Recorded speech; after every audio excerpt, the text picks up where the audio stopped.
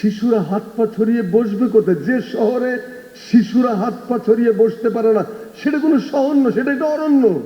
আমাদের পবিত্র কোরআন শরীফে একটা মাত্র প্রাণীর উপর সূরা আছে, মাত্র একটা প্রাণী। সেই সূরাটার নাম হলো সূরা নাহল।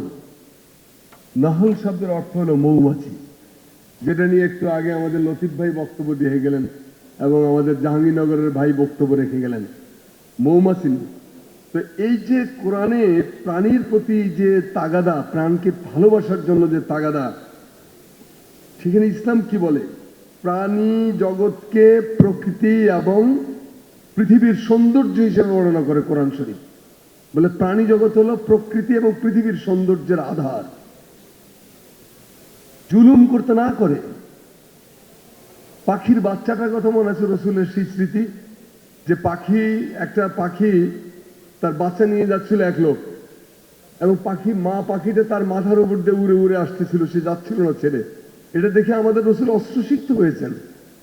তিনি ওই লোককে বলেন যে বাবা, পাখিটাকে, তার বাচ্চাটাকে তার বাসায় রেখে এসো, দেখো না মাটা ছটফট করতেছে।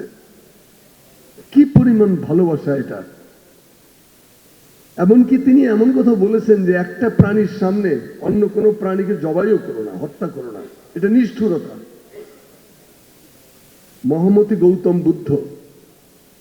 বুদ্ধ বলছেন যে জীব হত্যা মহাপাপ, জীবকে হত্যা করো না।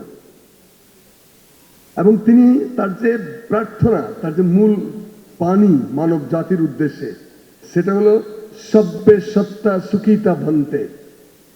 এটা পালি ভাষায়, ত্রিপিটকের ভাষা। এটা সব্বে সত্তা সুখিতা ভন্তে, অর্থাৎ জগতের সকল প্রাণী সুখী হোক। অসাধারণ, সিম্পলি অসাধারণ। কিন্তু বিশেষ করে বাজ বিচার করেননি। যারাই প্রাণ ধারণ করে তারা প্রত্যেকেই যেন সুখী হয়। স্বামী বিবেকানন্দ বলছেন যে জীবে দয়া করে যেই জন সেই ঈশ্বর। ইসলামে আছে হক্কুলে বাদ, মানে সৃষ্টি জগতের হক যে আদায় করে না, সে আল্লাহর সন্তুষ্টি কখনো অর্জন করতে পারে না। প্রাণের হক, প্রাণীর হক, প্রকৃতির হক, নদীর হক, বৃক্ষের হক, সবকিছু আদায় করতে হবে একজন মানুষকে, তাহলে সে পরিপূর্ণ মানুষ হয়ে উঠবে। যাই হোক, আজকে আমি আবারও আমাদের নেতাকে শ্রদ্ধা জানাতে চাই। তাকে নিয়ে আমার কবিতায় আমি বলেছিলাম যে তারেকের হাতে জিয়ার নিশান, খালেদার স্নেহ মায়া, তারেকের মুখে দেখো ফুটে আছে বাংলাদেশের ছায়া। তো এই যে বাংলাদেশের ছায়া, তার হাতেই আসলে সকল অকল্যাণের ক্ষয় হবে। আমাদের যত অকল্যাণ জীবনের চারদিকে ছড়িয়ে ছিটিয়ে এখনো আছে, আমরা বিশ্বাস করি সকল অকল্যাণকে জয় করবেন যিনি। আজকে যেমন তিনি প্রাণীর প্রতি যে অকুণ্ঠ ভালোবাসা দেখালেন, সেই জ্যোতি বাংলাদেশের চতুর্দিকে ছড়িয়ে পড়ুক।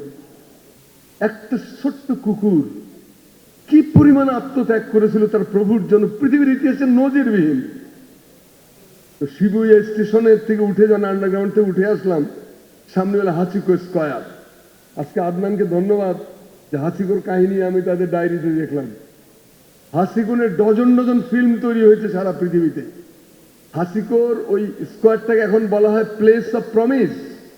জাপানের ছেলেমেয়েরা, কাপলরা ওইখানে গিয়ে হাসিকোর স্ট্যাচুর সামনে শপথ গ্রহণ করে যে হাসিকো যেভাবে বিশ্বাস থেকে কখনো বিচলিত হয় নাই, ভালোবাসার প্রতি আস্থা হারায় নাই, পরস্পরকে নিজের কাছে রাখার চেষ্টা করেছে, আমরাও সেরকম ভাবে জীবনের শেষ মুহূর্ত পর্যন্ত পাড়ি দিতে নদী ভাঙে যদি হাল, ছিন্ন নাই রে কাছি, মৃত্যুর মুখে দাঁড়ায় জানিব তুমি আছো আমি আছি।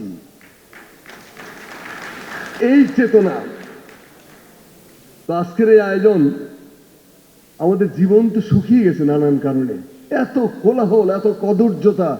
এই যে রাজধানী শহর, অমানবিক একটি বর্বর শহর এটা। এখন এই শহরের কোথাও শিশুদের জন্য একটা ভালো পার্ক পর্যন্ত নাই। সবগুলো পার্ক নানান কারণে ধ্বংস করে দেওয়া হয়েছে।